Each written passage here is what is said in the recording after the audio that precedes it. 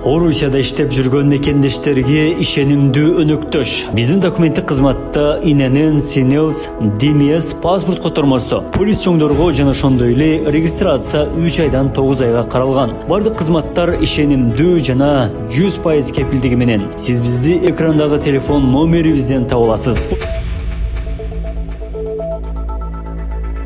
Кыргызстанда 3 сентябрдан 15 сентябрга чейин ЖККнын машыгуулары өтөт. Бул тууралуу Минкап башчысынын 25 июлдагы тескемесинен белгилүү болду. Маалыматка ылайык, жамааттык ыкчам аракеттенүү күчтөрү менен кызматташуу 2024, эшелон 2024 жана издөө 2024 машыгууларын Чүй жана Ысык көл облустарында уюштуруу пландалууда. Буга байланыштуу Минкап төрагасы Акылбек Жапаров Ташкы иштер министрлиги, Ички иштер министрлиги, өзгөчө кырдаалдар министрлиги, Коргоо, Саламаттык сактоо министрлигине, эки облустун жетекчилигине уюштуруу жана даярдык көрүүгө байланыштуу бир катар иштерди тапшырды.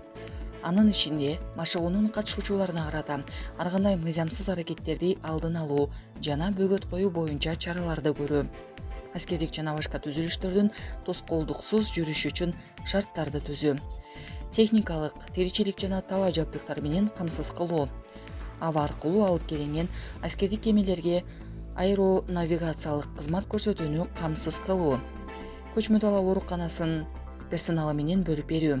Чыгымдар бул өнөктүккө тартылган мамлекеттик органдардын 2024 жылга карата бөлүнгөн бюджетинен каржыланат.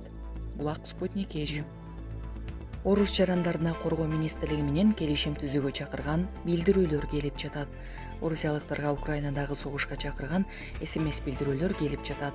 Билдирүү 117 номурунан келип, анын мазмуну бирдей. Коргоо министрлиги менен келишим түз. 800 000 рубль жана жеңилдиктер дароо берилет. 117ге чал деп жазылган. Мындай СМС билдирүү келип жатканын Медуза жана Сота басылмаларынын окурмандары кабарлашкан.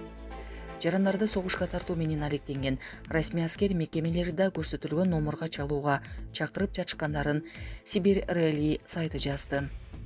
Бейшембиде айрым орусиялык телеграм-каналдар келишим түзүүгө чакырган мындай билдирүүлөрдү 1 августтан Дем клиникасы тиш ооруларын дарылоо жана тиш салуу кызматын көрсөтөт. Стоматология заманбап техникалык каражаттар жана материалдар менен камсыздалган. Жогорку даражадагы стоматологдор өз ишинин сапатына кепилдик беришет. Кандай гана оор абалдагы тиш болсо да оорутпай алып салабыз, жулабыз. Тиштерди кесипкөй чеберчиликте гигиеналык тазалоодон өткөрөбүз. Брекет системабыз да бар. Шаары Метро Нахимовский проспект, Сибашская көчөсү 7, корпус 2, метрого жакын жайгашкан. 5 мүнөт гана жөө басасыз. Орусиянын бардык операторлору тарата баштарын жазышкан эле.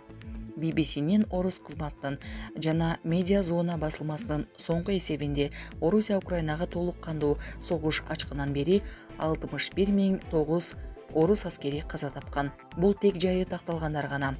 Каза тапкандардын саны мындан да көп болушу ыктымал. Булак Азаттык. Париж 2024. Жоламан менен Меримдин атаңдаштары белгилүү болду. Париж Олимпиадасына катышып жаткан кыргыз балбандары Жоламан Шашенбековдун жана Мерим Жуманазарованын алгачкы атаңдаштары белгилүү болду. Анда Шашенбеков 1-8 финалда казак балбаны Айдос Султангали менен беттешет.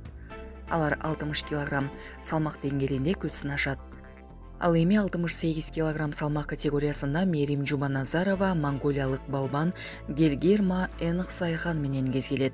Мелдештер эртең 5 августта саат 19:00 башталат. Били кетсек Олимпиада оюндарынын алкагында спорттук күрөш, грек-рим, эркин күрөш жана кыз-келиндер күрөшү боюнча мелдештер 5-11 август күнүрө өтөт. Анда Кыргызстандын атынан жалпы 10 балбан өлкө намысын коргойт.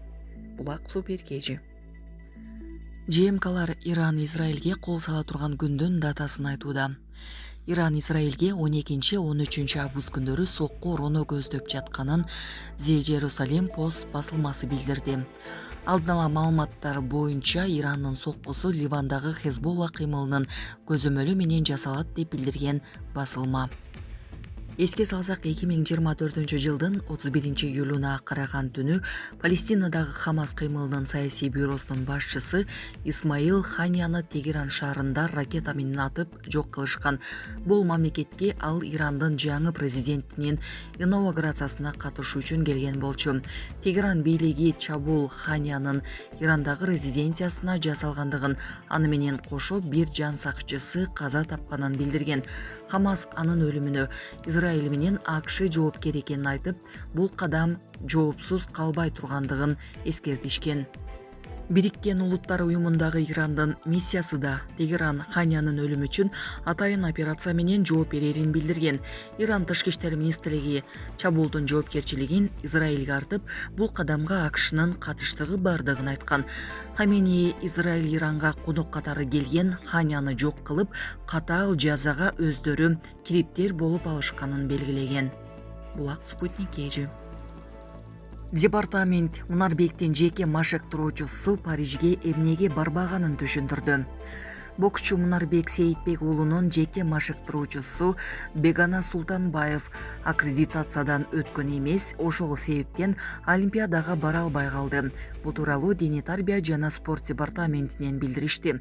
Маалыматка ылайык буга байланыштуу жеке машыктыруучу гана эмес, улук машыктыруучу дагы Парижге бара албай калган. Мушкер Олимпиадага лицензияны июнда алган, ал эми машыктыруучуларды аккредитациялоо мартта эле бүткөн. Лицензиялык турнирлерге бир канча мушкер катышып, кимиси лицензиялары белгисиз болгондуктан башкы машыктыруучу гана аккредитацияланган деп айтылат маалыматта. Беле кетсек, Мунарбектин жеке машыктыруучусу Бегана Султанбаев делегациянын курамына кирбей калганы сот тармакта кызуу талкуу жаратууда. Кыргыз мушкери атаңдашы Жамал Харвини утуп жарым финалга чыкты.